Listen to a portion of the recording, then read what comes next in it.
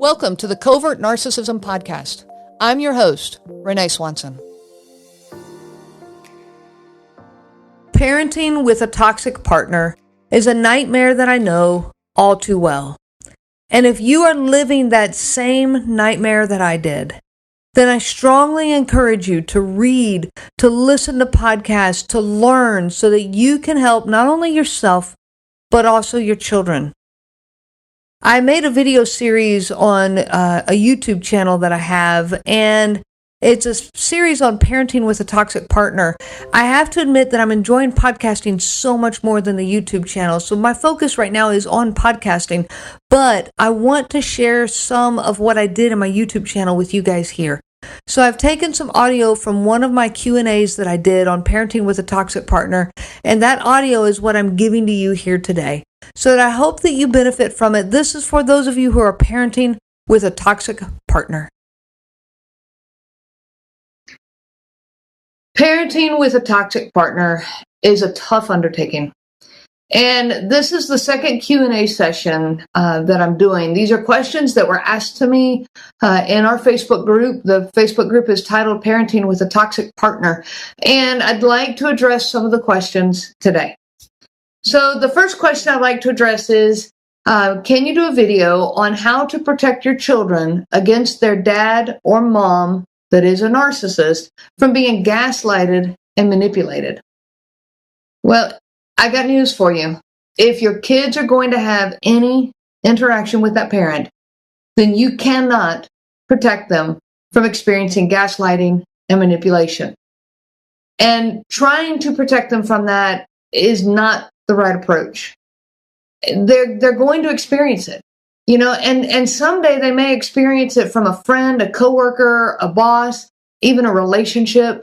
And so instead, I would strongly encourage you to teach them skills of how to handle it, how to identify it, how to then process it, and how to, create boundaries, how to trust their instincts. Instead, take the approach of teaching them how to handle it. And I'm going to be doing more series on that here soon. So please subscribe to my YouTube channel, join our Facebook groups. All of those will give you access to these videos. But teach your kids to trust their instincts. Too many times, especially if you're dealing with a narcissistic person, you doubt yourself. You doubt your own intuition. You doubt, the thoughts that are going through your mind of this doesn't feel right. This doesn't feel, that doesn't feel right. And yet you doubt that because you're convinced that other person knows more, or that other person, surely they love you, they care about you. So you start doubting yourself. Your kids experience that too. So teach them to trust their instincts. And start by building that trust in a safe relationship. For example, that relationship they have with you. Let them learn those skills of trust in the relationship with you. Let them listen to their instincts. If their instincts say, "Hey, Mom, this is not what I think is right," listen to them. Let them voice their instincts. Let them voice what's going on inside of them and listen to them. And, give them room. Give them room to disagree with you. Maybe they disagree. That's okay. Give them that safety. Give them that room. Trusting themselves in a safe relationship will then ideally lead them to where they can trust themselves in a tough relationship, and they can start listening to their instincts. So that's one approach for sure. Another would be to teach them to set boundaries. And I did a whole video on the first Q&A session, and it was a lot about boundaries. And so I encourage you that if this speaks to you, if this resonates with you, go look up the first Q&A video I did, and I will attach that in the link, to this video so that you can have access to that. All right, next question.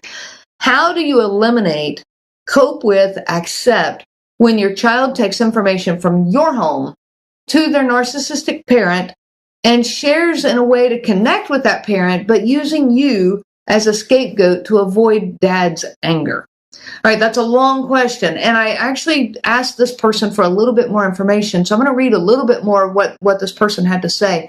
And they said that the child is 17 and he's waking up to realize dad's dishonesty, but he's still playing dumb in order to survive. in dad's home. He's throwing mom under the bus so that it can be more peaceful at dad's.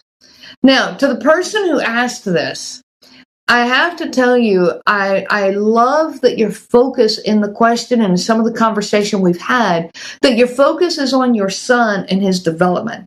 You don't seem to be overly concerned that he's throwing you under the bus. You don't seem to be overly concerned with defending yourself. And I applaud you on that. I hope that that is what I'm reading, that what I'm reading is what is true. You know, your son is in a tough place. And if he's using this as a survival tactic in order to avoid dad's anger, let him. You know, you did say in some of the interaction that you're afraid that it would ingrain in him unhealthy coping mechanisms that maybe he would apply later, potentially sabotaging healthy relationships. I understand that concern. I do.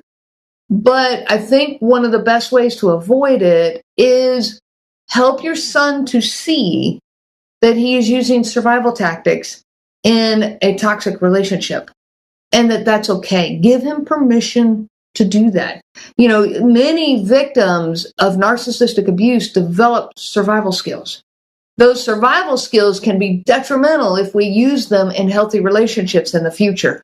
So we have to recognize the difference between a survival skill and relationship skills. So help your son to see this. Allow him to use this method to protect himself at his dad's. You have nothing to prove. You have nothing to prove to your ex. You have nothing to prove to your son. This is a survival skill from him. Tell him you understand why you would do that. Like, you get it. You know, your son doesn't want to be attacked by his dad, and he's looking for how to avoid that, and that's okay. Again, though, make sure he sees it as a tactical skill. That way, he doesn't identify with it.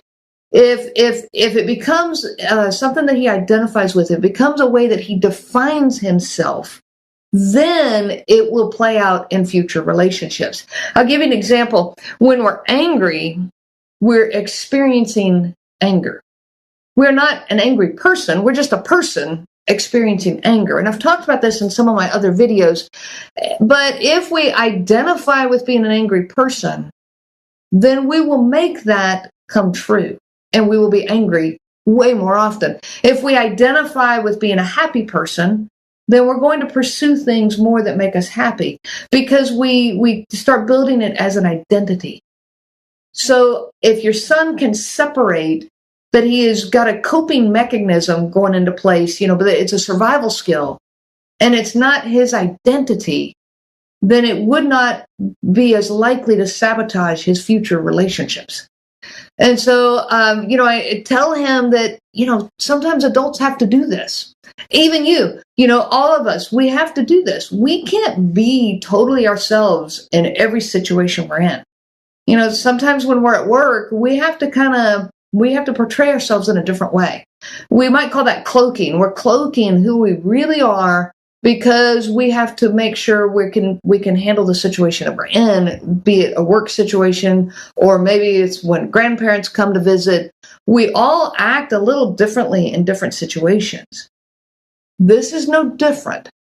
This is the same, in fact. And let your son know. Well, I would call it cloaking or call it survival skills. Let him have a name to put on it so that he can identify that this is what I'm doing in this situation. Also, let him know that when he's with you, or maybe when he's with his friends, he doesn't need to cloak. You know, my own boys used to tell me, Mom, I'm a totally different person when I'm with my friends than I'm with you. Well, I understand that. I'm their mother.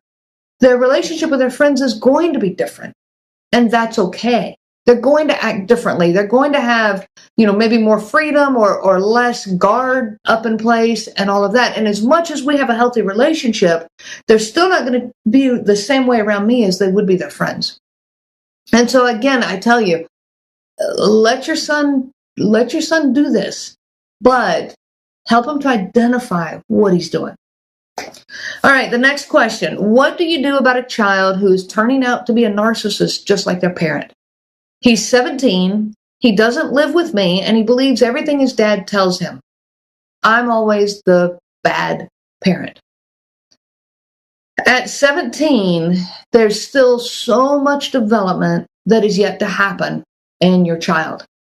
It's way too early for a diagnosis, so don't put a label on him. I definitely, labels are detrimental to us. If I label myself as a lazy person, then I will live up to that. If I label myself as a hardworking person, then I will live up to that. Be careful of labels. Don't label your son as being narcissistic. Don't label him as being, don't tell him, well, you're being just like your dad. That is detrimental to them. Don't do it. I have to admit there were times in my boys' childhood, and especially the teenage years, that I was convinced that I was losing them to narcissism. I thought, it's over. They're just like their dad, and there's nothing I can do to stop this, and it's over. But I was wrong. My boys are proving me wrong. Teenage years are full of narcissism. It's a natural development that happens in the teenage years. Those teenagers are self-centered, they're self-pleasing, they're entitled, they're arrogant, they're untouchable, they think they're invincible, almost, greater than life itself. This is a normal phase of development for teenagers. It's part of their development that helps them to detach from their parents. It's part of what helps them to get on their own feet, to develop that independence. And to develop that independence, they have to become a little bit more self-focused and self-centered so that they can start finding their own way in life and detach from their parents. There's nothing wrong with this, as long as you also help them to keep it in check by learning compassion along the way. Making sure that they still keep it on their radar that, hey, other people don't like it when you talk this way or when you come across this way. And so don't be convinced that your teenage kid is a narcissist, because the chances are they are not. It's not that your son is acting like his narcissistic father. It's that the father is acting like the son. Your son is allowed to be a teenager. He's allowed to go through this developmental process. But it's not okay for a grown man to still be going through that. So allow your son to be that teenager. Respect those years. Set boundaries, of course. Set boundaries and honor those boundaries. Do them calmly and just, hey, this is the way the rules are. This is the way it works. But understand that they're going to portray some narcissistic traits. And that's okay. It's, you work through it, you talk to them about it, but don't flip out about it. Don't be convinced that they are going to be a narcissist. It only takes one healthy, positive relationship to break this cycle of narcissism that's running in families. It only takes one, and you can be that one. Be consistent, be loving, set boundaries, healthy boundaries, be open, build this relationship of trust with your son. If this teenage son, if he yells at you, don't react. Don't get defensive. Don't yell back. Don't get emotionally charged. You give him space. Give him a safe space to try to deal with those intense emotions that are inside of him. He's got to get them out. And if they can go ahead and get out while he's in a safe environment, that is healthier than him keeping them bottled up and trying to get them out in, areas where he's not so safe. So don't get defensive back. Don't punish him for that. You can talk to him later calmly and say, hey, it's not okay to talk to me that way. That really hurt. It's okay. I understand, but it's not okay, for future communication. That's not a healthy way. And to help him to see that, help him to understand, but don't overreact. The fear that maybe he's going to become a narcissist can definitely cause us to react a little hard. And I was guilty of that myself, but it's okay. Continue to love him. Continue to do things with him. Even if you need to punish him, still continue to show him all of the love that you have for him. If he needs that space, give him that space. As a parent, one of our main goals is to give our kids a safe environment in which to grow up. And that is important that you provide that environment for him. It's no different than in a neighborhood where the speed limit is low. We have a low speed limit in our neighborhoods because our children are not aware of their surroundings. They're not capable of watching for cars yet. So we provide that safe environment for them where they can learn. They can learn the skill of paying attention to cars, but they can do it safely. Your home is the same way. Your child is trying to learn to grow and trying to learn to become themselves and to deal with these emotions and all the development that goes on in the first 18 years of their life. Give them that safe space in which to do that. The next question was how to teach young kids boundaries. And I'm not going to answer that here because I answered it on my last Q&A session. So I encourage you to go back and take a look at that one. That was one where I did deal a lot with this question and with the boundaries. So I'll include the link to that one in the notes of this video. But I definitely have addressed that one there, and I will be creating some more materials for parents who are trying to teach their kids boundaries in the future. So there is also more on that yet to come. All right, the next question. What do you do when your ex's sole purpose in life is to make your life miserable? What do you do when they continually confide in your child about how horrible of a mother you are? And I'm asking more how to deal with it psychologically. It's so draining on me and our daughter. Well, I hate to say it, but you are not going to be able to stop a narcissistic person from making your life miserable. That is their goal. That is something that they do extremely well. And as long as you still have interaction with that person, you can't stop them from what they are trying to do. Now, you can stop them from being successful on your end, whether they may never even realize it, they may not know, and that's fine.